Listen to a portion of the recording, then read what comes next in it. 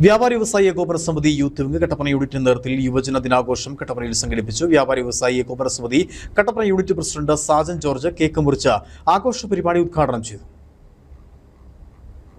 1984 ഈ ദിനം ദേശീയ യുവജന ദിനമായി ആഘോഷിക്കുവാൻ സർക്കാർ തീരുമാനിച്ചത്.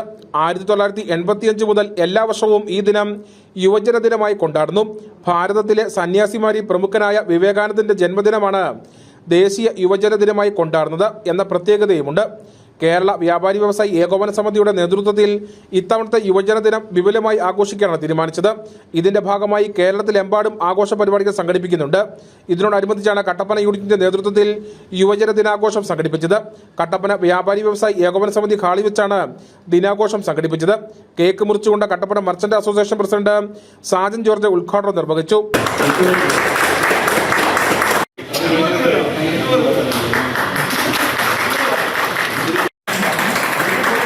ആരെപ്പോൾ വിളിച്ചാലും കൂടുന്ന ഒരു യുവജന കൂട്ടായ്മ നമുക്ക് നിലനിൽക്കും, മുന്നോട്ട് ശക്തിപ്പെടുത്തി കൊണ്ടുപോകണം. അതിന് പല ആശയങ്ങൾ നമുക്കുണ്ടാകും. നമ്മുടെ സമൂഹത്തിൽ കാണുന്ന എല്ലാ കാര്യങ്ങളും കണ്ണവസ്ഥയിരിക്കുന്ന ഒരവസ്ഥയിൽ മാറ്റുന്നു. നമ്മളെ സംബന്ധിച്ചോളം ചില കാര്യങ്ങളിൽ നമ്മൾ ഇടപെടേണ്ട കാര്യങ്ങളിൽ കൃത്യമായി ഇടപെടണം. അത് ആർക്ക് വേണമെങ്കിലും ഇടപെടാനുള്ള രീതിയുള്ള കാര്യത്തിൽ ഇടപെടണം. എന്നാൽ മാത്രമേ തെറ്റുകൾ.